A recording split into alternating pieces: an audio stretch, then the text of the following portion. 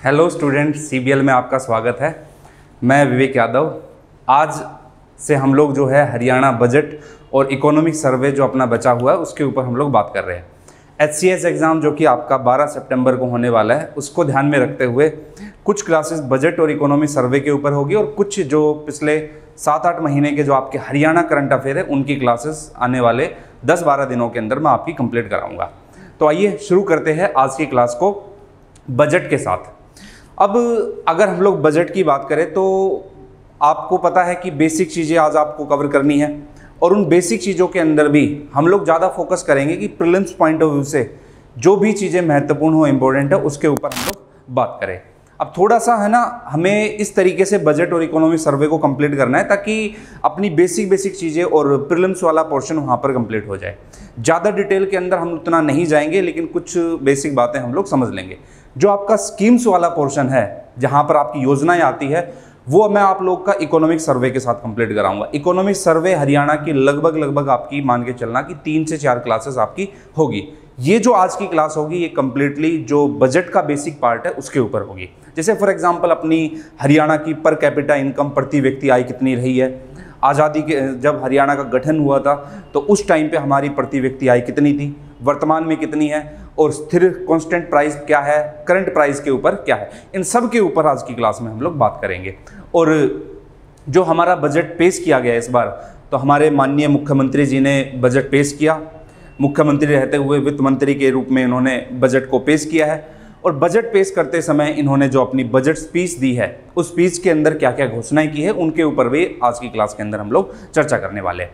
तो सबसे पहले तो आपके सामने ये रहा वो डॉक्यूमेंट, लगभग 20 पेजेस का डॉक्यूमेंट है और इसको ही आज की क्लास के अंदर आपको समझना है। तो 2021-22 का ये बजट है, लेकिन बजट को समझने से पहले आपको थोड़ा सा बैकग्राउंड समझना जरूरी है, और वो बैकग्राउंड क्या है उसके ऊपर आइए एक बार नजर डालते हैं। तो अगर मैं बजट की बात करूं तो अपने कॉन्स्टिट्यूशन के अंदर बजट वर्ड कहीं पर भी नहीं लिखा हुआ है। एनुअल फाइनेंशियल स्टेटमेंट, वार्षिक वित्तीय विवरण, ये शब्द लिखा हुआ है और इसी नाम से बजट पेश किया जाता है। बजट जो कि बुजेट वर्ड से लिया गया है, फ्रेंच वर्ड है जिसका मतलब होता है चमड़े का थैला। तो शायद वहाँ पर कोई डॉक्यूमेंट चमड़े के थैले के रूप में लेकर जाते होंगे तो वहाँ से ये नाम आया हो। और भारत के अंदर आपको पता है जेम्स विल्सन ने भारत का पहला बजट पेश किया था। उसके बाद आर षणमुगम चेट्टी ने इंडिपेंडेंट इंडिया का पहला बजट पेश किया। फिर गणतंत्र जो रिपब्लिक इंडिया है उसका पहला बजट जॉन मथाई ने पेश किया।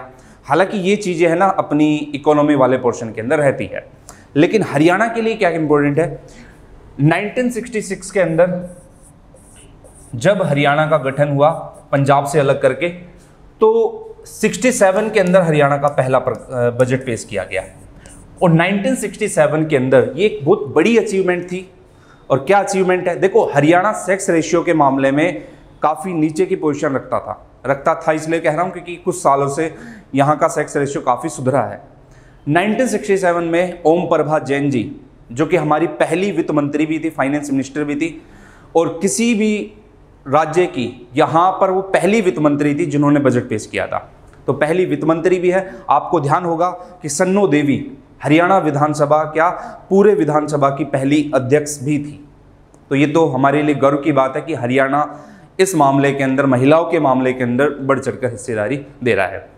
तो 1967 के अंदर हरियाणा का पहला बजट पेश किया था, वो किसने किया था, ओम प्रभा जैन ने, ओम प्रभा जैन जी ने। अब 1967 के अगर हम लोग बजट की बात करें तो इस 1967 के बजट का जो मेन फोकस पॉइंट था वो था एक तो अपना एजुकेशन और दूसरा था एग्रीकल्चर।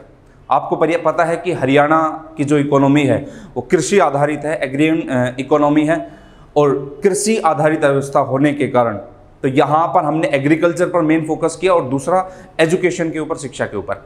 लेकिन ये जो बजट है अपना, जो 2021 का बजट है जो कि मार्च में इंट्रोड्यूस किया गया था, इस 2021 के बजट में जो मेन फोकस रहा है, एक तो वो रहा है आपका हेल्थ पर और दूसरा आपका किसके ऊपर रहा है, एग्रीकल्चर के ऊपर। तो प्रीलिम्स पॉइंट ऑफ व्यू से आपके लिए ये भी इंपॉर्टेंट रहता है कि हरियाणा जो है वो हेल्थ और एग्रीकल्चर, ये दो मेन फोकस पॉइंट हरियाणा के इस बजट के अंदर रहे हैं। ठीक है, अब हम लोग समझते हैं कि बजट जनरली है क्या। देखो बजट की अगर हम लोग बात करें तो बजट एक टाइप से एक ऐसा अकाउंट है जिसमें सरकार के खर्चे और सरकार की जो प्राप्तियां है, सरकार के जितने भी रिसिप्ट है और सरकार के जितने भी एक्सपेंडिचर है, अगर इनकी अकाउंटिंग आप कर लेते हो, इनका लेखा जोखा निकाल लेते हो, तो वो बजट कहलाता है। तो दो चीजें बजट में जनरली देखी जाती है और वो दो चीजें कौन सी है? एक तो सबसे पहले आपका आता है रिसिप्ट ऑफ गवर्नमेंट, सरकार की प्राप्तियां क्या है, और दूसरा सरकार के खर्चे क्या है, एक्सपेंडिचर। अभी डिटेल के अंदर उसको हम लोग समझेंगे। तो इन दोनों का अगर आप बैलेंस देखते हो तो उसी बैलेंस को हम लोग बजट बोलते हैं। जैसे आप लोग बोलते हो ना कि हमारा बजट गड़बड़ा रहा है, तो इसका मतलब है कि हमारे पास कितना पैसा आ रहा है और कितना पैसा जा रहा है, उसका बैलेंस आपका क्या हो जाएगा? बजट हो जाएगा। अब रिसिप्ट में भी अगर हम लोग देखें तो दो टाइप के रिसिप्ट आपके होते हैं। एक आपका होता है रेवेन्यू और दूसरा आपका होता है कैपिटल।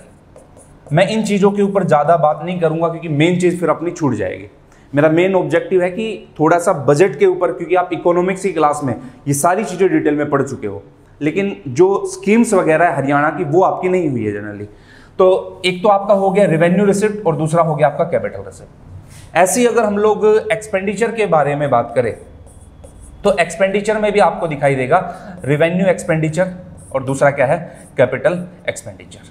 ये दो आपके एक्सपेंडिचर निकल कर आएंगे और ऐसे ही आपके जो है रिसिप्ट निकल कर आएगी, रेवेन्यू कैपिटल। और इनका जितना भी एक्सपेंडिचर है सरकार का और जितनी भी रिसिप्ट है सरकार की, अगर इनका लेखा जोखा देखते हो तो ये आपका बजट कहलाएगा। अब जैसे हम लोग बोलते हैं बजट डेफिसिट, बजट घाटा, तो इसका मतलब ये है कि सरकार के खर्चे ज्यादा हो रहे हैं जिसमें रेवेन्यू एक्सपेंडिचर और कैपिटल एक्सपेंडिचर है, और दूसरा सरकार की जो प्राप्तियां है वो क्या हो रही है? कम हो रही है। तो कई बार सरकार घाटे का बजट जानबूझकर भी पेश करती है क्योंकि सरकार खर्च को दिखाए, और अगर खर्च को सरकार ज़्यादा दिखाएगी तो उससे डिमांड बढ़ेगी, मांग बढ़ेगी और मार्केट के अंदर इकोनॉमी अपनी क्या हो जाएगी? बैलेंस हो पाएगी। तो वो खैर इकोनॉमिक्स की ज़्यादा चीज़ें हो गई, उसके ऊपर हम लोग नहीं जाएंगे, हम लोग अपने टॉपिक के ऊपर चलते हैं। तो ये कुछ इस तरीके का रहा है। इस बार के हमारे बजट के अंदर हरियाणा के बजट में क्या खास है? इस बार हमने क्या है, देखो किसी भी कंट्री की इकोनॉमी सबसे ज्यादा डिपेंड करती है इंफ्रास्ट्रक्चर के ऊपर। जैसे आईएमएफ भी इस चीज की डेफिनेशन देता है कि अगर आप डेवलपिंग से डेवलप्ड कंट्री की तरफ जाते हो तो आपको इंफ्रास्ट्रक्चर के ऊपर काम करना पड़ेगा। तो इस बार हमने क्या है, इस बार के बजट में 8585 करोड़, अराउंड 85 करोड़ जो है कैपिटल इंफ्रास्ट्रक्चर के रूप में एक रिजर्व फंड निकाला है। अब इसके क्या क्या बेनिफिट आपको दिखाई देंगे वो हमें देखने हैं, और इससे क्या इंपैक्ट पड़ेगा इन सभी एक्सपेंडिचर के ऊपर वो एक बार हमें देखना है। तो 85 करोड़ का एक रिजर्व फंड इस बार इश्यू हुआ है, तो वो आज के इस बजट के अंदर आपको इंपॉर्टेंट खास दिखाई देगा। तो एक बार एक एक करके देखते हैं क्या कुछ चीजें इसके अंदर रहने वाली है। देखो स्टार्टिंग से ही बात कर लेते हैं। तो अगर मैं बजट इंट्रोडक्शन की बात करूं तो सबसे पहले 2021-22 का ये बजट पेश किया गया है और इसको पेपरलेस बजट बोलते हैं, और यहाँ पर लिखा हुआ है रीडर्स फ्रेंडली, क्योंकि जो हमारे माननीय मुख्यमंत्री साहब थे उन्होंने पेपर के थ्रू या किसी बैग के अंदर सूटकेस वगैरह में बजट लाकर पेश नहीं किया, एक टैब के थ्रू बजट पेश किया है। तो पेपरलेस के ऊपर ये बात कर रहे हैं यहाँ पर। और इस बजट के अंदर जो खास चीज़ें हैं वो एक तो आपकी रेवेन्यू डेफिसिट आरडी के ऊपर बात होगी, दूसरा इफेक्टिव रेवेन्यू डेफिसिट, और फिर एक आपका प्राइमरी डेफिसिट, इनके ऊपर बात होगी। इफेक्टिव रेवेन्यू डेफिसिट और प्राइमरी डेफिसिट, आपको पता है अगर रेवेन्यू डेफिसिट में से, राजस्व घाटे में से अगर आप इंटरेस्ट को निकाल देते हो तो आपका आ जाएगा इफेक्टिव, और अगर आप प्राइमरी को देखते हो तो जो ग्रांट दिए जाते हैं, ग्रांट एड्स दिए जाते हैं, अगर उनको माइनस कर देते हो तो आपका रहेगा प्राइमरी। तो क्या क्या रहा है उसके ऊपर थोड़ा सा हम लोग बात करेंगे। अब देखो, अब हम लोग बात करते हैं तो यही कुछ इंडिकेटर्स है इस बार आपको दिखाई देंगे, और मैंने बताया कि दो चीजों के ऊपर इस बार फोकस रहेगा। एक तो आपका फोकस रहेगा हेल्थ के ऊपर, और दूसरा फोकस आपका किसके ऊपर रहेगा? आपका एग्रीकल्चर के ऊपर। अब हमारे जो सीएम साहब है उन्होंने अपनी स्पीच के अंदर जब बजट स्पीच दी थी तो उन्होंने ये कहा था कि कोरोना पैंडेमिक के दौरान जो हमने रिकवरी की है, हम उम्मीद करेंगे कि अगले एक साल के अंदर वी शेप रिकवरी हम लोग इकोनॉमी के अंदर करें। वी शेप रिकवरी क्या है? हमारा बजट देखो यहाँ पर सरकार के खर्चे या सरकार का घाटा वो डाउन जा रहा है, क्योंकि 2019-20 का टाइम पीरियड ऐसा रहा है। उसके अंदर हमें क्या करना है, रिकवरी करनी, बूम लेकर आना है। तो वी शेप का मतलब है कि जो घाटा हमारा हुआ है, जो एक्सपेंडिचर खर्चे हमारे हुए हैं, इतनी प्राप्तियां नहीं हो पाई है, तो उसमें हमें रिकवरी करनी, और इस तरीके की रिकवरी हमें यहाँ पर दिखाई देगी। अब खास चीज आपको जो ध्यान रखनी है वो ये ध्यान रखना है कि इस बजट के अंदर 3 सेक्टर हमारे, प्राइमरी सेक्टर, सेकेंडरी सेक्टर और टर्सरी सेक्टर, तो कितना कितना कंट्रीब्यूशन यहां पर रहा है वो एक बार मेन फोकस आपको रखना है। तो सबसे पहले अगर हम लोग बात करें प्राइमरी सेक्टर, आपको पता है कि नेचुरल चीजों का, प्रकृति का हम डायरेक्टली अगर दोहन करते हैं, रिसोर्सेज का यूज करते हैं, तो उसको प्राइमरी बोलते हैं। तो 2021 के अंदर प्राइमरी सेक्टर का कंट्रीब्यूशन है 19.1%। उसके बाद सेकेंडरी का अगर आप लोग देखोगे तो 30% और टर्सरी का आपको लगभग 60%, मतलब 50.9%। तो एग्जाम में ये इस टाइप के क्वेश्चन भी आ जाता है कि हरियाणा के बजट के अंदर आपको प्राइमरी सेक्टर, दूसरा आपका सेकेंडरी और टर्सरी कितना कंट्रीब्यूशन रहा है इकोनॉमी के अंदर। तो 60% के आसपास अपना टर्सरी सेक्टर है, सेवा क्षेत्र जो है उनके अंदर। अब देखो एग्रीकल्चर के ऊपर हमारी जो इकोनॉमी है वो एग्रीकल्चर है, लेकिन हमने शिफ्टिंग यहाँ पर किसकी तरफ, टर्सरी की तरफ। तो कोई भी इंडिया का भी अगर देखोगे तो यहाँ पर कंट्रीब्यूशन किस सेक्टर का, सेवा क्षेत्र, communication service, transport service, IT services, ये इस टाइप के हेल्थ सर्विसेज, इनके ऊपर फोकस। और यहाँ पर मैंने आपको बताया हेल्थ और एग्रीकल्चर मेन है, ठीक है। तो यहाँ पर ये आपको ध्यान रखना है, 2022 के अंदर ये चीजें आपको दिखाई देगी। दूसरा अगर आप लोग देखते हो तो मेन पॉइंट जो आपका ध्यान रखने वाला है वो है ये, अगर हम जीएसडीपी क्या होता है, ग्रोस स्टेट डोमेस्टिक प्रोडक्ट। देखो एक साल के अंदर, एक फाइनेंशियल ईयर के अंदर स्टेट के अंदर जितना भी गुड्स और सर्विसेज का प्रोडक्शन हो रहा है उसकी फाइनल वैल्यू को अगर हम लोग काउंट करते हैं तो वो अपना क्या होगा, जीएसडीपी होगा, जीडीपी होगा। जीडीपी नेशनल लेवल पर और स्टेट लेवल पर उसको ग्रोस स्टेट डोमेस्टिक प्रोडक्ट हम लोग कहेंगे।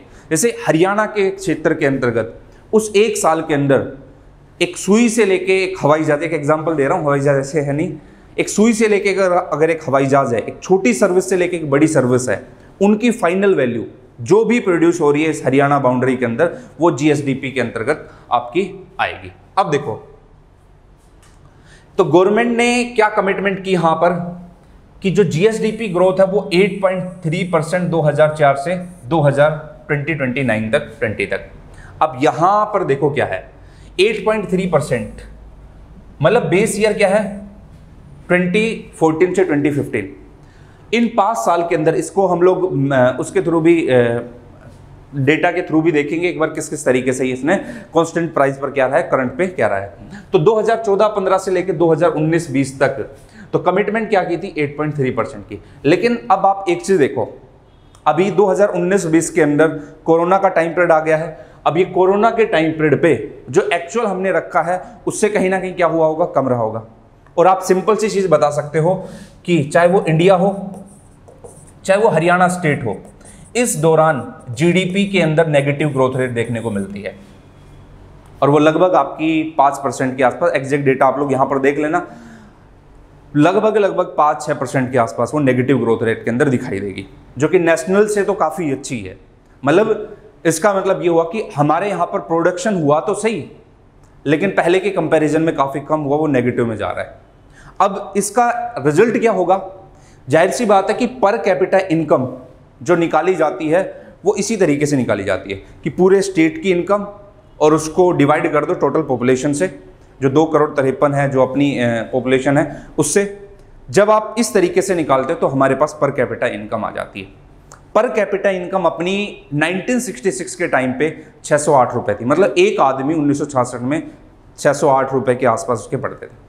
अभी वो 1.5 लाख के आसपास आ रहा है, ठीक है। लेकिन अब आप एक चीज़ देखो कि हरियाणा के अंदर सबको इंक्लूड कर लिया गया है, तो वो पर कैपिटा इनकम एग्जैक्ट नहीं हो सकता कि मैं कहूँ कि मैं 1.5 लाख रुपए, ऐसा प्रैक्टिकली पॉसिबल नहीं है, लेकिन वो मान के चलते हैं हम लोग। अब देखो क्या है, अगर हम लोग बात करें पर कैपिटा इनकम के अंदर जो ग्रोथ थी वो कितनी, 6.7%, जो कांस्टेंट प्राइस थी इतने का कमिटमेंट की, इतने का स्टेट इकोनॉमी के अंदर बूस्टिंग की हमने बात की। कांस्टेंट प्राइस और करंट प्राइस, एक होता है अपना रियल जीडीपी और एक होता है नॉमिनल जीडीपी। इन्फ्लेशन को अगर हम लोग उसके अंदर काउंट कर लेते हैं, इन्फ्लेशन को एडजस्ट कर लेते हैं, तो उस बेसिस पर हमारी, या फिर इन्फ्लेशन को बाहर निकाल लेते हैं तो उस बेसिस पर हमारी रियल जीडीपी और नॉमिनल जीडीपी निकलती। इसी तरीके से रियल या constant price per capita income, और फिर दूसरा क्या है कांस्टेंट प्राइस पर। तो ये आपको ये फैक्चुअली याद रखना है, 8.3% और दूसरा क्या है 6.7%। चलो अब हम लोग बात करते हैं फिस्कल डेफिसिट की।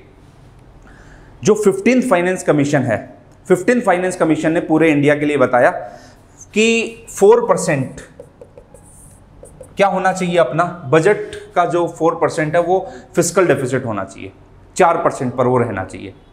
अब यहां पर 4% के आसपास रहना चाहिए, वो हमारी इकोनॉमी के लिए ठीक माना जाता है।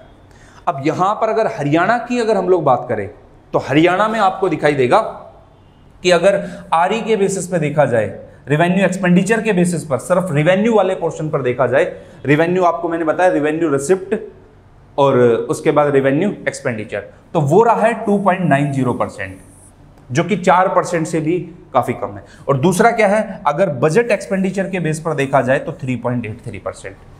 तो लगभग आपको ध्यान रखना है कि जो फिस्कल डेफिसिट है अपना रेवेन्यू के बेसिस पर अगर आप लोग देखते हो तो वो 2.9%, 3% के आसपास बैठता है, और बजट एक्सपेंडिचर के बेस पर 2021-22 का अपना कितना बैठता है 3.83%, जो कि कितना होना चाहिए 4% होना चाहिए इसका। ठीक है, तो 4% आप लोग ध्यान रखना, ये FRBM फाइनेंस कमीशन ने इसको बताया है। अगला चलते हैं।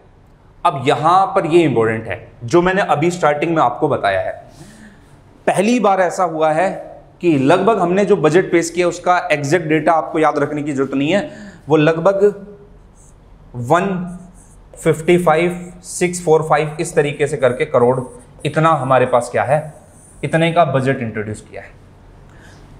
1,55,645 करोड़, ये आसपास मैं बता रहा हूं, आप लोग कोई रटने की जरूरत नहीं है, ये है।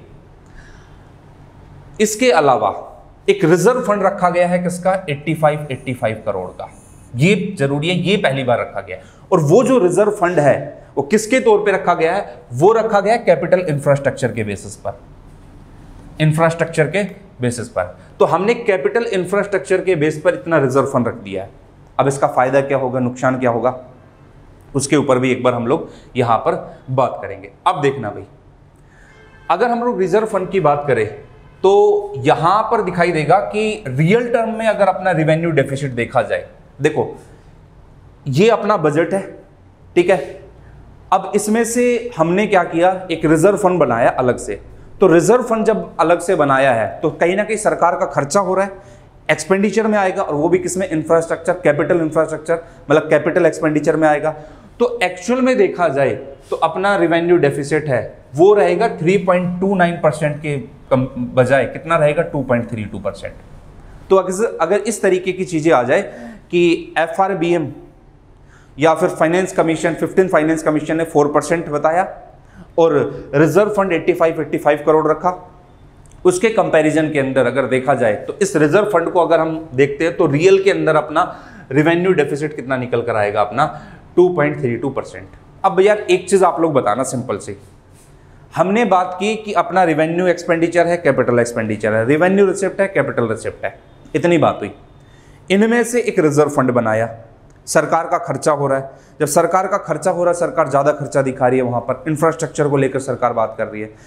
तो जब ये सारी चीज़ें होगी तो कहीं ना कहीं आपका इफेक्टिव रेवेन्यू डेफिसिट वो भी क्या होगा, वो भी प्रभावित होगा, उसमें भी कुछ चेंजेस दिखाई देंगे। तो रियल के अंदर आपको कितना दिखाई देगा, ये जो 2.81% था 2017 में, वो घटकर कितना हो गया 1.67% 2021 में, और माना गया इसकी वजह से कितना आएगा 1.42% इंफ्रास्ट्रक्चर प्रोजेक्ट रिजर्व फंड के अंदर। तो ये इसका इम्पैक्ट आपको इन चीज़ों के ऊपर भी दिखाई देगा। तो ये तो कुछ है ना बेसिक से डेटा थे आपके, जो आपको ध्यान रखने हैं कि पर कैपिटा इनकम में कितना है या फिर रिजर्व फंड कितना है, बजट, वो थोड़ा सा मैंने आप लोगों को इस तरीके से बता दिया। चलिए अब आगे चलते हैं हम लोग। अब थोड़ा सा हम लोग इसके ऊपर बात कर लेते हैं। जो हमारा डेट टू जीएसडीपी रेशियो है, अभी थोड़ा सा आगे की तरफ जब हम लोग जाएंगे तो उसके ऊपर बात करेंगे। डेट टू जीएसडीपी रेशियो का मतलब क्या होता है? देखो,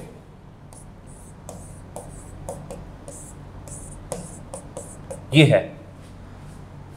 अब यहां पर बताया जाता है कि जितना ज्यादा कम होगा डेट टू जीएसडीपी रेशियो, तो इससे इसकी वजह से क्या होगा कि इसका मतलब है कि हमारी जीडीपी ज्यादा है और हमारा जो डेट है वो क्या है? कम है। तो अगर डेट टू जीएसडीपी रेशियो अगर हमारा कम होगा तो हमारी इकोनॉमी के लिए वो अच्छा माना जाएगा। इसका मतलब ये होगा कि हमारा जो डेट है वो हमारे पास कम है, और अगर हमारी उधारी कम है तो इसका मतलब है कि फ्यूचर के अंदर भी, भविष्य के अंदर भी वो डेट हमारा कम हो रहा है, तो हम उसको आगे वाले के ऊपर टालेंगे नहीं, वो यहां पर कम होगा। तो किसी भी कंट्री की इकोनॉमी के लिए डेट टू जीएसडीपी रेशियो क्या होना चाहिए? कम होना चाहिए। देखते हैं अब जो मैंने अभी बताया, लगभग आपको एक्सपेंडिचर एंड फोकस सेक्टर, लगभग कितने का बजट आपका यहां पर आया है? एक सेकंड, देखो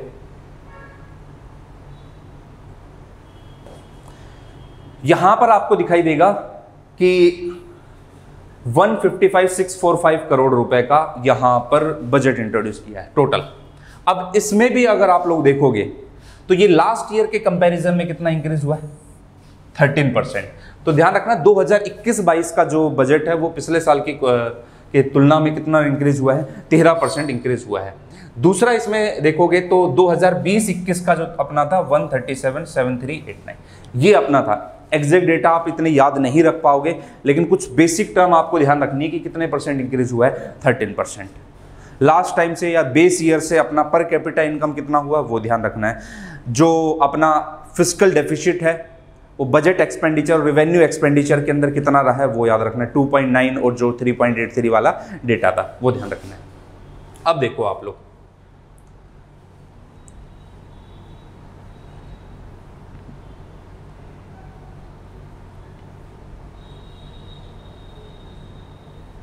ये है मेन।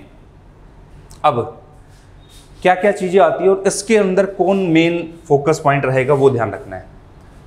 तो सबसे पहला अपना रिवेन्यू रिसिप्ट। अब रिवेन्यू रिसिप्ट के अंदर कौन कौन से आते हैं वो एक बार आपको ध्यान रखना है। ये एग्जैक्ट डेटा याद रखने की जरूरत नहीं है। तो यहां पर जैसे आप इकोनॉमी के अंदर भी आपने जब बजट किया होगा तो सर ने इस टाइप की चीजें बताई होगी आपको। तो सबसे पहले आता है, देखो रेवेन्यू रिसिप्ट के अंदर एक तो आपका आ गया टैक्स और एक आपका आ गया नॉन टैक्स। तो टैक्स रेवेन्यू के अंदर, टैक्स में भी फिर स्टेट जीएसटी हो गया, वेट हो गया, ये इस टाइप के टैक्सेस हो गए। दूसरा आता है टैक्स रेवेन्यू के अंदर जो सेंट्रल टैक्स का जो शेयर है वो, और स्टेट का जो खुद का टैक्स है। अब यहां पर जो पॉइंट ध्यान रखना है कि स्टेट ओन टैक्स रेवेन्यू जो है वो सरकार का, हरियाणा का, वो ज्यादा रहा है इसके कंपैरिजन में जो सेंट्रल टैक्स है। वो जाहिर सी बात है, वो तो आप वैसे भी लॉजिक लगा के बता सकते हो।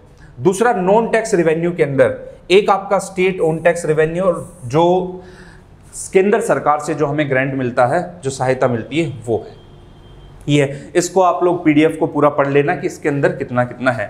फिर कैपिटल रिसिप्ट के अंदर आपको ये ध्यान रखना है कि कितना कितना रहा है। लोन की रिकवरी, कैपिटल जो मिसलेनियस बाकी के कैपिटल रिसिप्ट है, जो बोरोइंग हुई है अदर, उस तरीके से, तो इन दोनों को जोड़ दोगे तो अपना टोटल रिसिप्ट आ जाएगा। वो मैंने पहले बताया है। इसी तरीके से अपना एक्सपेंडिचर है, टोटल एक्सपेंडिचर है, जिसमें रिवेन्यू एक्सपेंडिचर आता है और अपना कैपिटल एक्सपेंडिचर आता है। ठीक है। फिर प्राइमरी डेफिसिट क्या होता है? जैसे फॉर एग्जांपल आप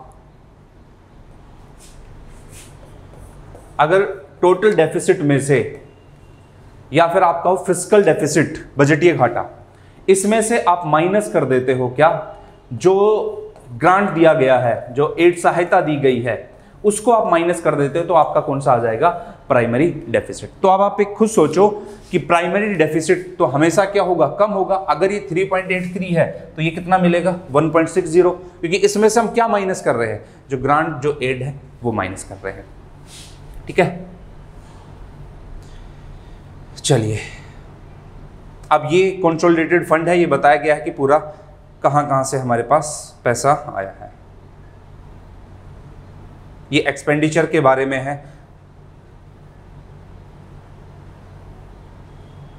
देखो ये जरूरी है, ये इंपॉर्टेंट है आपके लिए।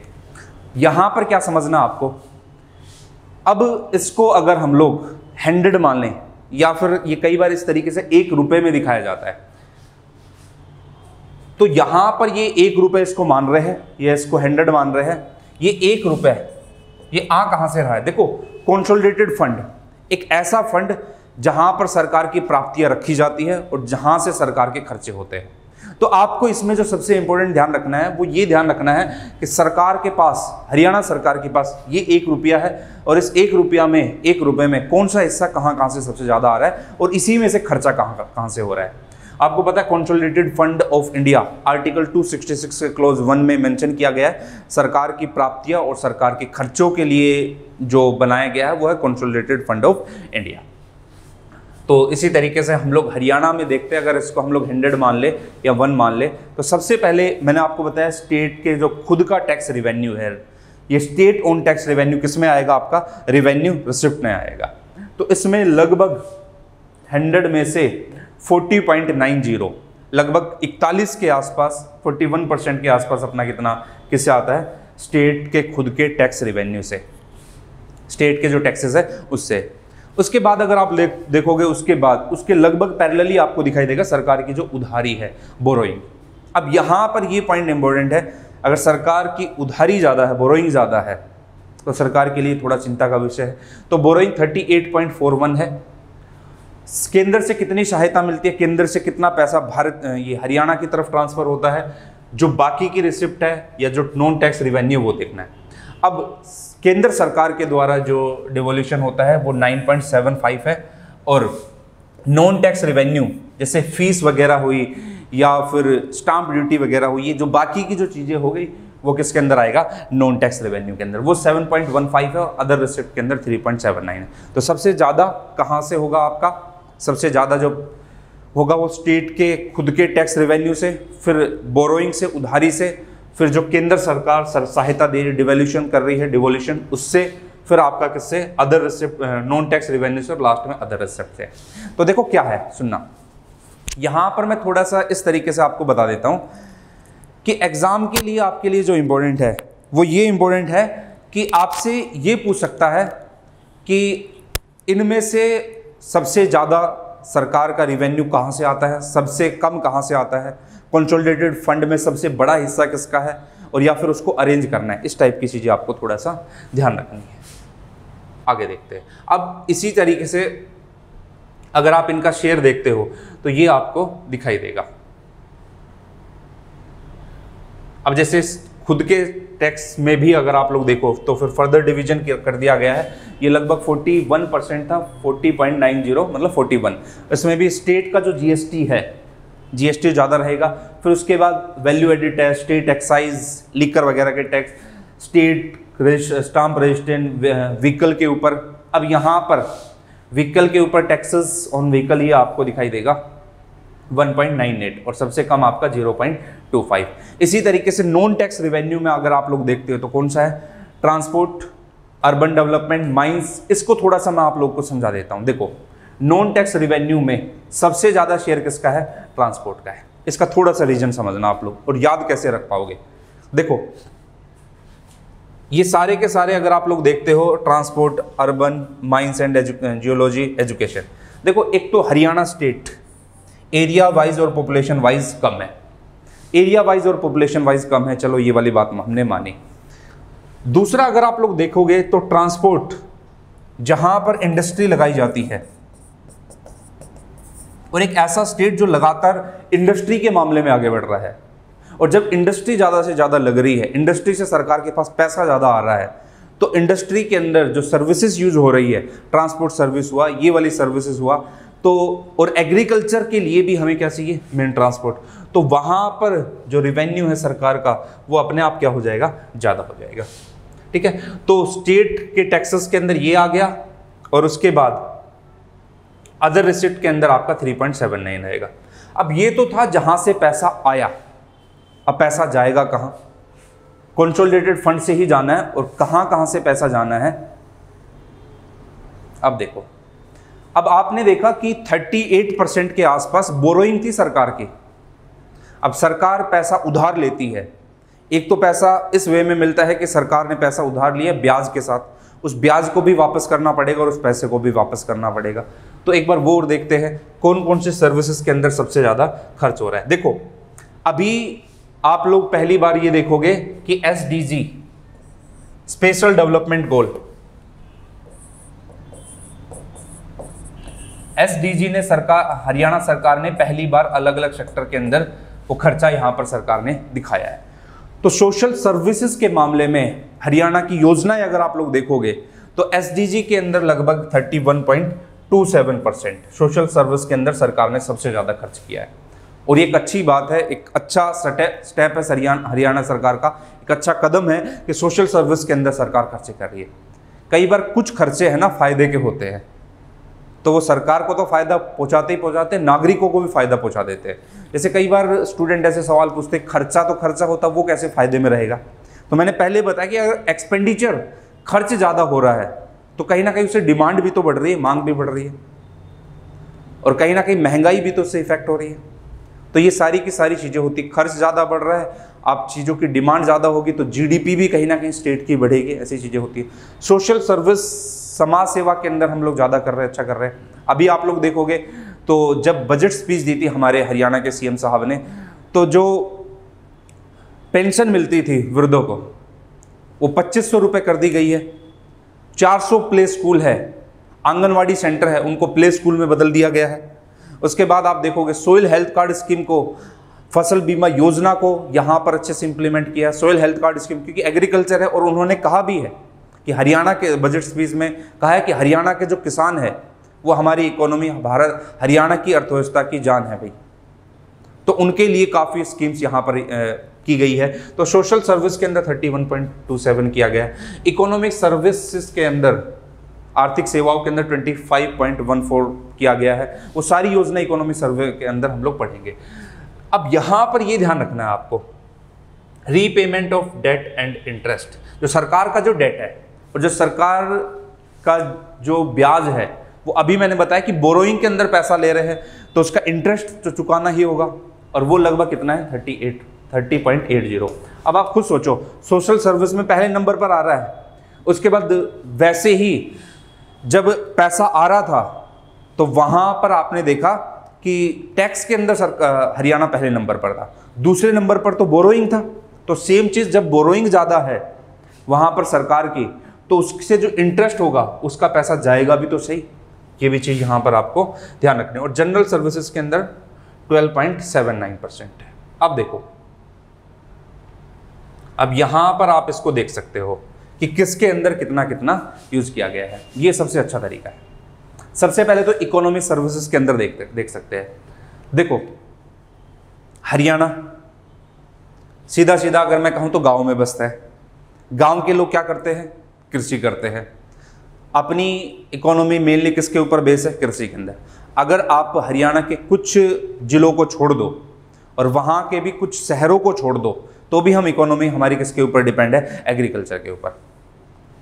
और एग्रीकल्चर के अंदर ही अपने तो यहाँ कहावत भी चलती है, दूध दही का खाना। तो दूध दही का खाना कहाँ से? एग्रीकल्चर से। तो अगर हम इकोनॉमी के अंदर भी सबसे ऊपर रख रहे हैं तो किसको रखेंगे? एग्रीकल्चर और उससे जुड़ी सेवाओं को।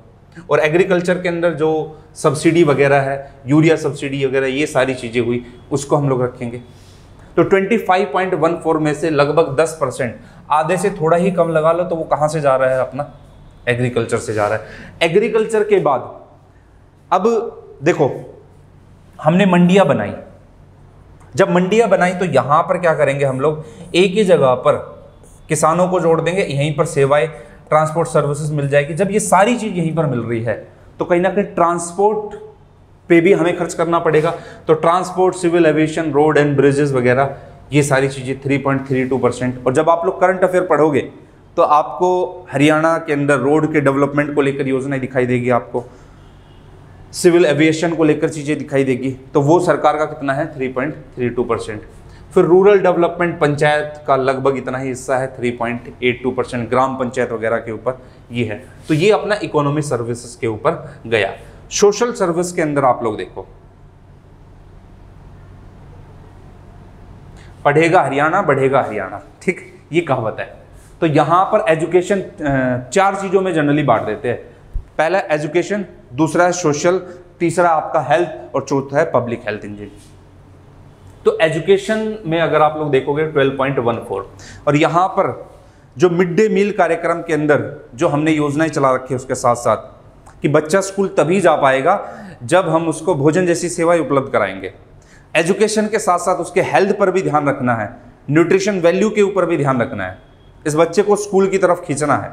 हमारा मेन मकसद ये नहीं कि सिर्फ हम इसको पढ़ा रहे और ये कुपोषण का शिकार हो रहा है, इसका कुपोषण भी ठीक करना और इसका दिमाग का पोषण भी ठीक करना है।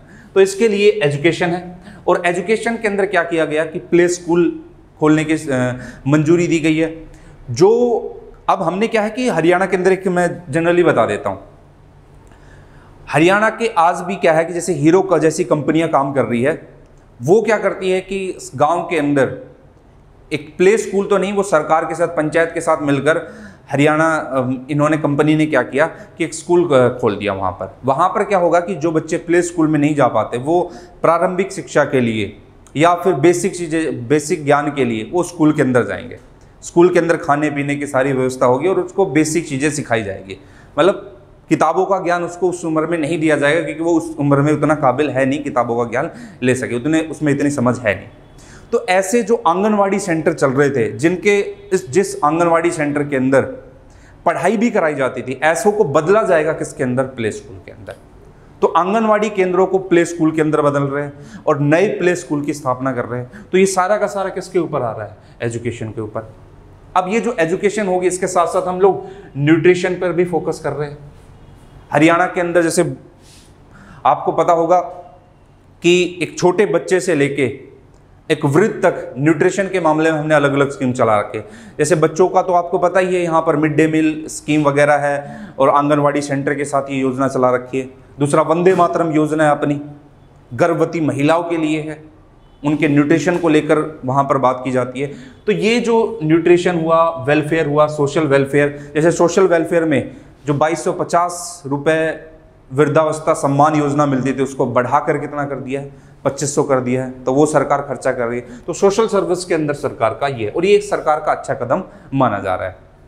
ठीक है। अब दूसरा अगर आप आगे देखते हो तो जनरल सर्विसेज के अंदर सबसे पहले आपका आता है एडमिनिस्ट्रेटिव सर्विसेज के अंदर, प्रशासनिक सेवाओं के अंदर।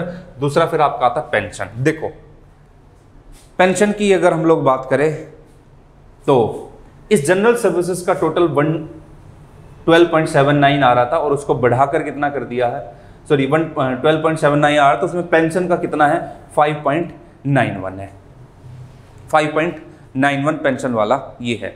और हरियाणा के अंदर आप लोग देखोगे तो पेंशन के मामले में, या फिर पेंशन ही क्यों, अगर आप लोग मनरेगा कार्यक्रम का भी देखोगे आप हरियाणा, तो इन मामलों में हरियाणा पहले नंबर पर रहा है। दूसरा फिर आप जो ऐसा डेट जो रीपेमेंट किया गया वो 2 तरीके से हो सकता है, या तो हमने पैसा लौटाया है या हमने उसका ब्याज लौटाया, इंटरेस्ट लौटाया है।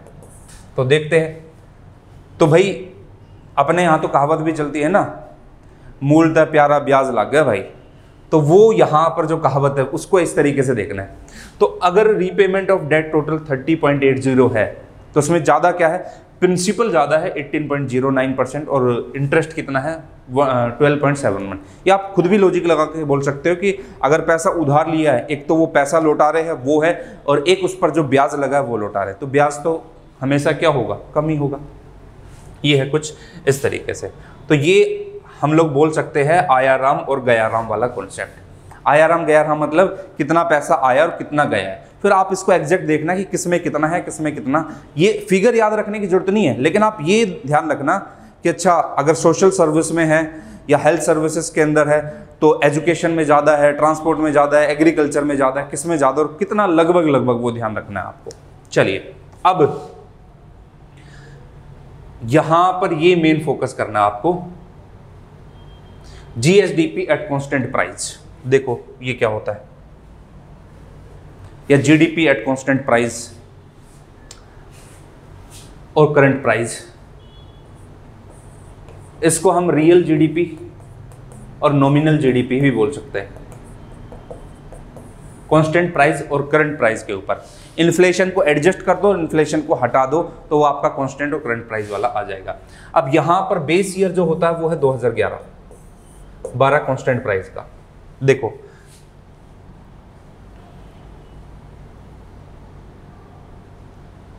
इसको ध्यान रखना है आपको।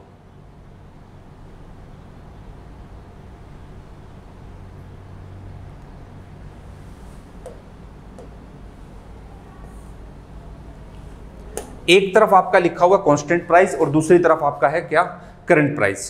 कांस्टेंट प्राइस और करंट प्राइस में अगर आप लोग देखते हो तो दोनों में यहां पर 2014-15 और 2021-22 तक अगर आप लोग ये देखते हो तो कितना आपको दिखाई देगा, तो ये जो है वो आपका दिखा रहा है क्या, कांस्टेंट प्राइस, और ये वाला जो है वो आपका दिखा रहा है क्या, करंट प्राइस। अगर इसको हम लोग बेस ईयर से देखें तो आपको जो ध्यान रखना है, जो हमारा कांस्टेंट प्राइस है जीडीपी का मतलब मैं आप लोग को बता देता हूं, पहले बताया है, ये हरियाणा स्टेट के अंदर एक साल के अंदर, एक फाइनेंशियल ईयर के अंदर कितने गुड्स का प्रोडक्शन हुआ और कितने सर्विसेज हुई, उसकी फाइनल वैल्यू आप निकाल लोगे, उनको टोटल काउंट कर लोगे, वो अपना जीडीपी आ जाएगा। उसमें इन्फ्लेशन एडजस्ट कर दोगे और इन्फ्लेशन को माइनस कर दोगे तो वो आपका यहां पर निकल कर आ जाएगा कांस्टेंट प्राइस और करंट प्राइस के ऊपर। तो 588587 ये अपना क्या है, कांस्टेंट प्राइस है। और अगर आप करंट प्राइस पर देखोगे तो आपको दिखाई देगा 887252। जाहिर सी बात है यार, एक में तो आप इन्फ्लेशन को एडजस्ट कर रहे हो और एक में नहीं कर रहे हो, तो एक तो ज़्यादा रहेगा ही रहेगा अपने आप। जैसे फॉर एग्जांपल मैं बात करूं कि आज से मान लेते हैं कि 5 साल पहले मेरे पास 3 लाख रुपए थे और अभी भी मेरे पास 3 लाख रुपए है। उस टाइम पे मैं 3 लाख रुपए में कोई भी चीज़ खरीदने जाता हूं, मान लो कैमरा ही खरीद रहा हूं, तो उस टाइम पे एक कैमरे की कीमत 1 लाख थी, तो मैं 3 कैमरे खरीद पा रहा था 1-1 लाख के। और आज महंगाई बढ़ गई है तो 3 लाख में आज एक कैमरा 1.5 लाख का हो रहा है, तो मैं आज 2 ही कैमरे खरीद पा रहा हूं। तो ये आपको डिफरेंस यहां पर नजर आ जाएगा कि कांस्टेंट और करंट प्राइस और रियल और नॉमिनल वाला क्या फंडा है। तो 2021-22 के अंदर ये आपको दिखाई देगा। अब देखो यहां पर इसको ध्यान रखना है, टाइम पीरियड ऐसा आया जिसने इसको घटाकर नीचे ले आया, ये है अपना बेस जीरो। अब कोरोना का टाइम पीरियड आया तो कोरोना के टाइम पीरियड में प्रोडक्शन सरकार का, फैक्ट्री कंपनी सब बंद थी, कम हो गया। सर्विसेज क्या रही, हेल्थ सर्विसेज तो बूम की, बाकी कुछ सर्विसेज तो बूम की, लेकिन बाकी तो क्या हो गई, कम हो गई। एजुकेशन के अंदर भी कम हो गया। अब देखो अगर आप ये देखते हो तो इसमें फिर क्वार्टरली देखा जाता है, तिमाही के आधार पर देखा जाता है। अगर यहां पर आप देखते हो तो 5.7% का क्या रहा है, कॉन्ट्रैक्शन रहा है। कॉन्ट्रैक्शन मतलब संकुचन, मतलब नेगेटिव के अंदर गया है। नेगेटिव का मतलब कैसे हुआ, अगर आपको जीडीपी निकालना है, ग्रोथ रेट निकालना है 5.7%, तो सीधा सीधा फॉर्मूला होता है GDP in previous year minus GDP present में, इनका जो है गैप निकाल लो आप, और जीडीपी जो प्रीवियस ईयर में रहा है मल्टीप्लाई कर दो 100। इस फॉर्मूले से आप क्या निकाल सकते हो, ग्रोथ रेट निकाल सकते हो। मतलब अगर मैं बोल रहा हूं ना कि हमारी जीडीपी 5.7% से ग्रोथ की, तो मतलब लास्ट टाइम पीरियड से अब तक हमने 5.7% ज़्यादा चीज़ें प्रोडक्शन किया है। और यहाँ पर अगर आप लोग देखोगे तो ये हुआ इंडिया का और ये हुआ अपना किसका, हरियाणा का। यहाँ पर दोनों चीज़ें पैरेलल चलेगी। देखो 2015-16 के आसपास अगर आप लोग देखते हो तो 2015-16 के आसपास तो हरियाणा ने यहाँ पर क्या किया था, काफ़ी बूम पे आया, तो लगभग जीडीपी 11.6%, क्योंकि आपको 2015-16 के अंदर हमने बहुत सारी नीतियाँ लागू की, इंडस्ट्री के अंदर हमने काफ़ी अचीवमेंट ली, और वो भी थोड़ा सा इस तरीके का रह गया, उससे भी ऊपर जा सकता है, क्योंकि आपको पता है 2015 के आसपास हरियाणा के अंदर काफ़ी आंदोलन हुए थे, उससे भी कुछ चीज़ें प्रभावित रही थी। तो ये अगर वो चीज़ें नहीं होती तो शायद ये उससे भी ऊपर जाता। प्रेजेंट में अगर आप लोग देखोगे तो ये अपना कांस्टेंट चल रहा था, 8.2 के आसपास 2019-20 के अंदर रहा है। और जैसे ही लॉकडाउन लगा, यहाँ पर कोविड-19 का टाइम पीरियड आया, ये घटकर कितना हो गया, 5.7 हो गया। अभी नेगेटिव में 5.7 जा रहा है। और ओवरऑल अगर इंडिया का देखते हो तो इंडिया नेगेटिव में है 0.80, मतलब लास्ट ईयर के कंपैरिजन में देखो, पहले घटता हुआ आया, फिर बिल्कुल घट गया। तो हमारे अब सीएम साहब ने क्या कहा है, देखो हमारे सीएम साहब ने कहा है कि 8.2% ये नेगेटिव में चला गया, मतलब ये इस टाइप के शेप बन गई। अब हम अगले फाइनेंशियल ईयर तक इसको वी शेप में लेकर आएंगे, और वी शेप में लाने का मतलब है कि इसको हम बढ़ावा देंगे, और बढ़ावा देने के बाद ये तो नहीं है कि भाई हम 10% 12% कर लेंगे, लेकिन कोशिश करेंगे 6 से 8% के बीच में ये रहे। तो वी शेप में लाने का मतलब है कि जो 5.7 हो गया तो उसको दोबारा से फिर 8 में लेकर आना। तो आपको ये भी ध्यान रखना है कि जो नेशनल का है वो 8% पर रहा है अपना, और जो हरियाणा का है वो कितने परसेंट पर, 5.7 पर। और हरियाणा का काफ़ी अच्छा रहा है प्रोडक्शन। हरियाणा के अंदर आपको पता है ये 5.7 भी इसलिए रहा है क्योंकि हरियाणा के अंदर जैसे आप लोग नॉर्थ हरियाणा देखते हो तो पंचकुला, अंबाला, इस क्षेत्र के अंदर सर्विस सेक्टर काफ़ी बूम किया इस टाइम पीरियड पे। दूसरा आप देखते हो गुरुग्राम, फरीदाबाद, ये रेवाड़ी, ये वाला पूरा का पूरा क्षेत्र, यहाँ पर सर्विस सेक्टर ने काफ़ी बूम किया है, तो उसकी वजह से ये रहा है। वरना अगर ये इंडस्ट्री वगैरह, सर्विसेज वगैरह ये नहीं रहती तो हो सकता है उसके अंदर भी वो अपना किस में जाता, नीचे जाता। ये एक अच्छी बात थी, ठीक है। तो आपको ये पता होना चाहिए कि 8.0 जो है इंडिया का है, जीडीपी परसेंटेज के अंदर निकालते, ग्रोथ रेट बोलते हैं इसको, और यहाँ पर अपना किसके अंदर है 5.7। और सीएम साहब ने क्या कहा है कि इसको वी शेप में लेकर आना है। फॉर्मूला मैंने आप लोग को बता दिया है। अगला देखते हैं। अब आते पर कैपिटा इनकम पे। पर कैपिटा इनकम एक व्यक्ति की आय, एग्जैक्ट तो पता नहीं लगा सकते, लेकिन जो पर कैपिटा इनकम है उसको हम ऐसे देख सकते हैं कि टोटल इनकम कितनी हो रही है अपनी, उसके कंपैरिजन में टोटल पॉपुलेशन क्या है। अब इस हरियाणा के अंदर एक व्यक्ति तो वो भी है, मैं किसी स्टेट को या किसी ऐसे क्षेत्र को वो नहीं कर रहा हूँ, लेकिन वहाँ की अगर पर कैपिटा इनकम देखोगे तो हो सकता है वो एक्चुअल नहीं है। जैसे फॉर एग्जांपल दक्षिण हरियाणा के या फिर ज़िले देखोगे, जैसे फॉर एग्जांपल महेंद्रगढ़ की बात करूँ, मेवात की बात करूँ, पलवल की बात करूँ, वहाँ पर इंडस्ट्री वगैरह इतनी है नहीं, वहाँ पर रोजगार की चीज़ें इतनी है नहीं, साक्षरता दर भी आपको जैसे मेवात जैसे में कम दिखाई देगी, तो वो चीज़ें वहाँ पर कम है। दूसरी तरफ अगर मैं उत्तर हरियाणा की बात करूँ तो दोनों में बहुत गैप दिखाई देगा, लेकिन हम पर कैपिटा इनकम सबकी देख रहे हैं। तो जब हरियाणा बना था तो उस टाइम पे अपनी पर कैपिटा इनकम कितनी थी, लगभग 608 रुपये। और आज वो पर कैपिटा इनकम अगर आप लोग देखोगे तो 608 से वो आज कितनी पहुँच रही है, लगभग 163 आसपास है, 1,63,000 के आसपास।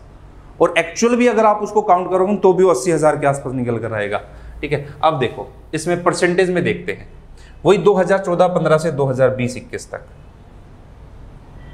ठीक है। अब आप खुद बोल दोगे कि सर 2021-22 के अंदर ये पर कैपिटा इनकम किस तरीके से होगी। तो हरियाणा जो है, हरियाणा की पर कैपिटा इनकम सभी स्टेट के अंदर सबसे क्या है, हाई है। उसका सबसे बड़ा रीजन, हरियाणा का एरिया कम है, ये रीजन नहीं है, लेकिन हरियाणा के 1-2 जिलों को छोड़ दो और उस 1-2 जिले में भी कुछ गांव को छोड़ दो, बाकी जो है इंडस्ट्री अच्छी है, सर्विस सेक्टर के अंदर अच्छा किया है, एग्रीकल्चर के अंदर अच्छा करते हैं, एजुकेशन अच्छी है। तो ये जब ये सारी चीज़ें अच्छी है तो वहाँ पर ऑटोमेटिकली ये चीज़ें हाई दिखाई देगी। अब परसेंटेज देखना है, 62.53%, जो कि बहुत ज़्यादा है।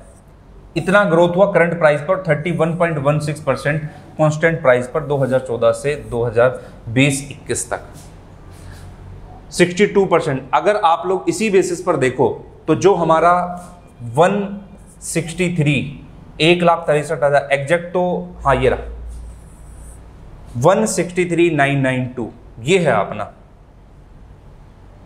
देखना,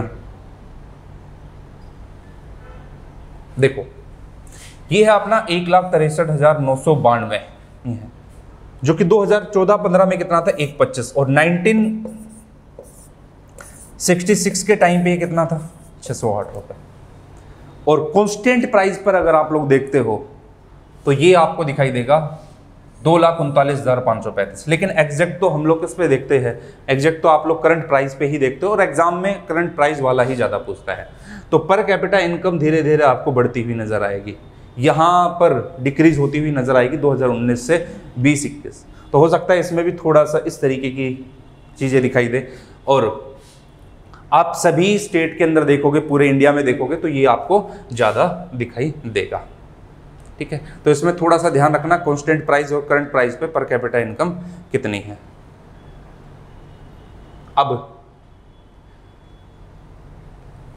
अगर आप रिवेन्यू डेफिसिट से जीएसडीपी अगर आप लोग देखते हो तो उसके ऊपर थोड़ा सा देखना है आपको।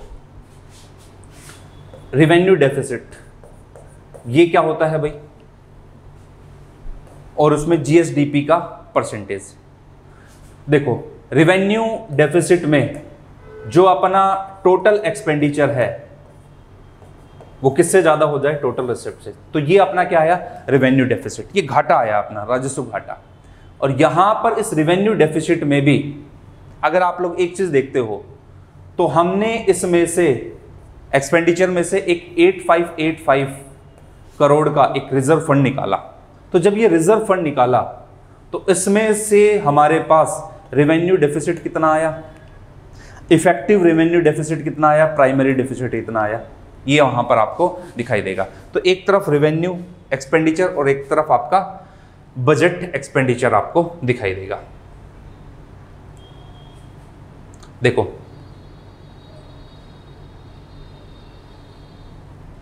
जो हमारा रेवेन्यू डेफिसिट है, रेवेन्यू डेफिसिट का मतलब यहां पर मैंने थोड़ा सा उस ऑपोजिट बता दिया था। रेवेन्यू का मतलब रेवेन्यू रिसिप्ट और रेवेन्यू एक्सपेंडिचर ये है। अगर आप रेवेन्यू एक्सपेंडिचर में से माइनस कर देते हो रेवेन्यू रिसिप्ट तो आपका रेवेन्यू डेफिसिट निकल कर आ जाएगा। बजट डेफिसिट कब होगा, जब आपका टोटल हो, मतलब total expenditure minus total receipt equal to budget deficit. ये अगर आप लोग देखते हो तो यहां पर रियल टर्म के अंदर रेवेन्यू डेफिसिट जो 8585 करोड़ का अगर आप लोग वो भी देखते हो तो यहां पर आपको दिखाई देगा 2.32%, किसके कंपैरिजन में 3.29%। मतलब एक्चुअल में हमारा रियल में रेवेन्यू डेफिसिट 3.29 की जगह पर कितना है, 2.32। और ये क्यों हुआ, क्योंकि हमने 8585 करोड़ का रिजर्व फंड है। दूसरा क्या है, इफेक्टिव रेवेन्यू डेफिसिट वो 1.42% रहा, किसकी जगह पर 2.39%। मतलब अगर वो इस 8585 करोड़ के आप फंड को देखते हो तो 3.29 के कंपैरिजन में 2.32 रहा, और यहां पर आपका 2.39 के प्लेस में कितना रहा, 1.42। एक बार आप इस ग्राफ से भी देख सकते हो, ये पहले कितना था अब कितना है।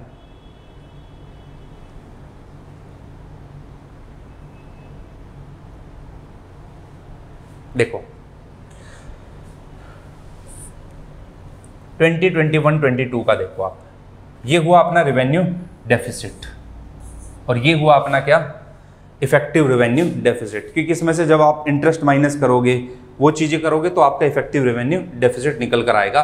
और आप अगर उस कैपिटल एक्सपेंडिचर के फंड को भी देखते हो तो ये बताया गया कि वो लगभग आपका कितने परसेंट, 2% या उसके आसपास का ही रहेगा या उससे नीचे रहेगा।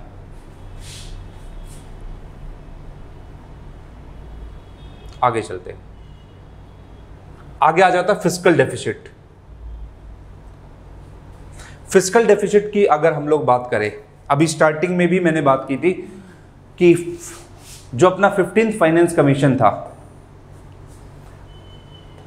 उस 15th फाइनेंस कमीशन ने बताया कि जो हमारा डेफिसिट, फिस्कल डेफिसिट होना चाहिए वो 4% पर रहना चाहिए। अब यहां पर फिस्कल डेफिसिट अपना लगभग कितना, 3.83%, मतलब 4% से तो फिर भी कम है। और प्राइमरी डेफिसिट कैसे निकलता है, आप फिस्कल डेफिसिट में से माइनस कर दो ग्रांट को, सहायता को।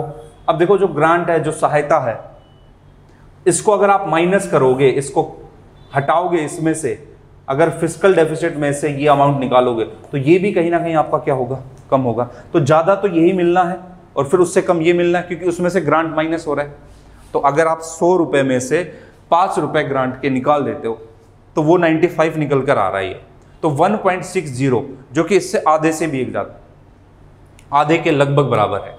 तो इससे क्या अंदाज़ा लगा सकते हो आप कि हमारा प्राइमरी डेफिसिट और फिस्कल डेफिसिट उसका गैप जो है 1.60 और 3.83 नज़र आ रहा है।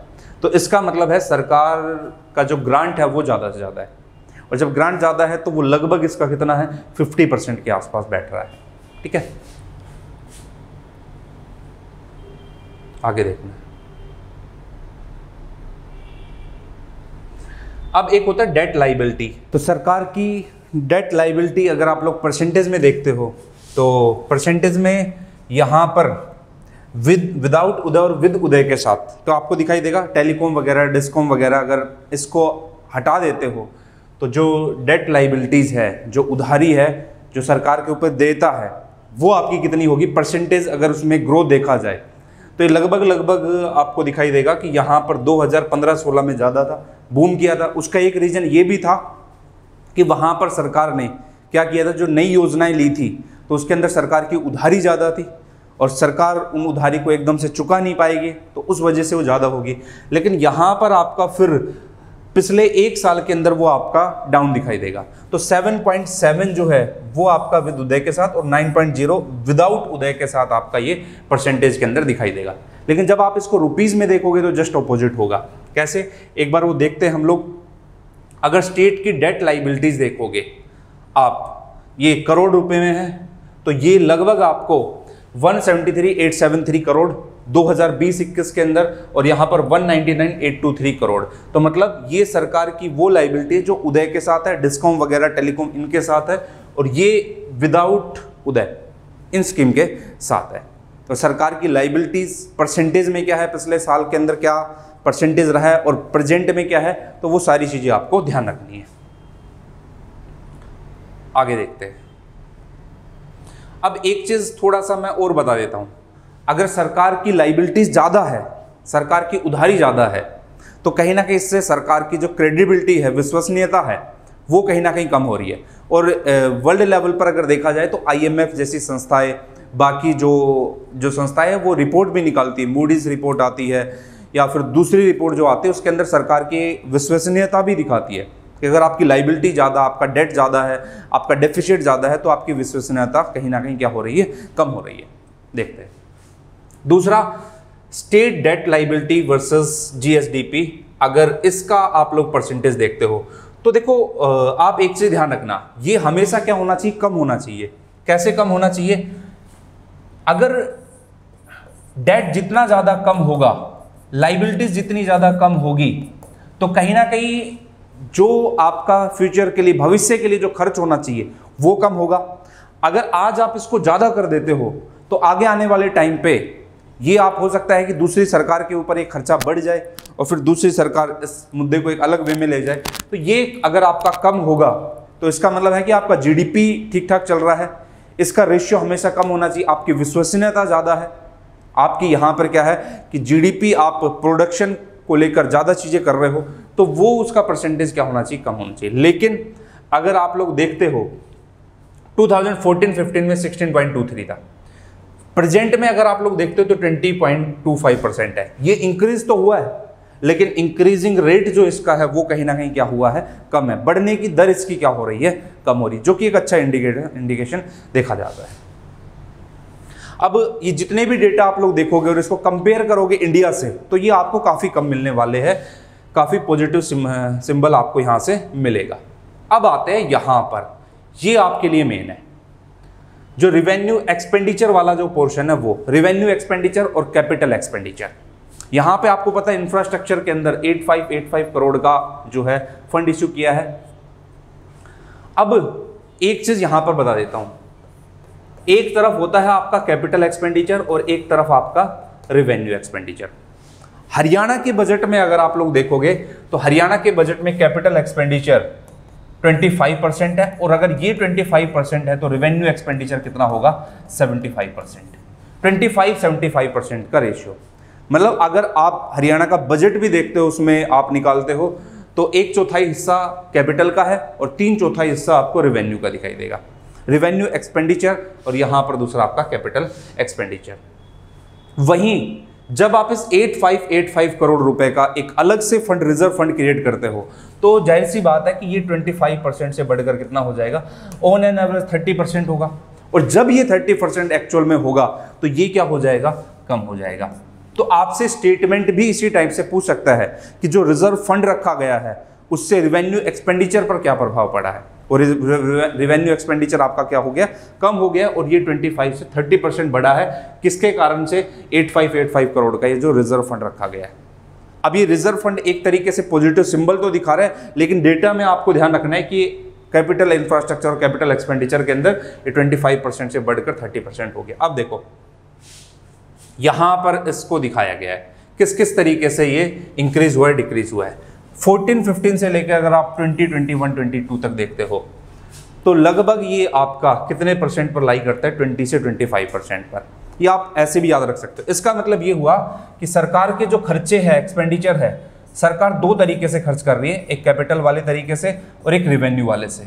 और सरकार का जो रेवेन्यू एक्सपेंडिचर है वो हमेशा ज़्यादा होता है किससे, कैपिटल एक्सपेंडिचर से। इस बार का क्या खास है, इस बार खास ये है कि ये यहाँ पर 30% हो गया है, तो ये यहाँ पर कहीं ना कहीं क्या होगा, कम होगा। तो उसी बेसिस पर अगर ये 25 है तो 75, 30 है तो 70 होगा। इस तरीके से ये आपका ग्राफ चलेगा, ठीक है।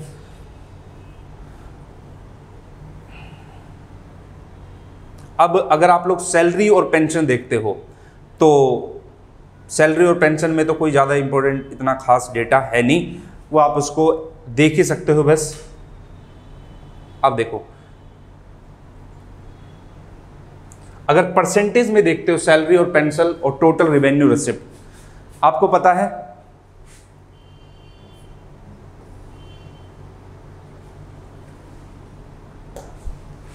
सैलरी और पेंशन एक तरीके से सरकार के खर्चे हैं, और रेवेन्यू रिसिप्ट के अंदर आपके दो आते हैं, एक तो आपका आता है टैक्स और दूसरा आता है नॉन टैक्स। उसमें भी फिर अलग अलग है, टैक्स में भी स्टेट ओन टैक्स, वो सारे आपने अभी अभी देखे हाल फिलहाल में। अब 2014-15 से लेकर अगर प्रेजेंट में देखते हो तो सैलरी और पेंशन, तो पेंशन, सैलरी और दूसरा है टोटल, तो ये टोटल रिसिप्ट के अंदर आपको देखना है। देखो सैलरी में अगर आप लोग देखते हो तो 10.5%, सॉरी पेंशन के अंदर, सैलरी में आप देखते हो 30%। तो ये आपको सैलरी और पेंशन का रेशियो थोड़ा सा ध्यान रखना है कि 10% और 30% के आसपास लाई करता है। और ये आप वैसे भी देख सकते हो कि पेंशन हमेशा कम होगी, सैलरी हमेशा क्या होगी, ज़्यादा होगी।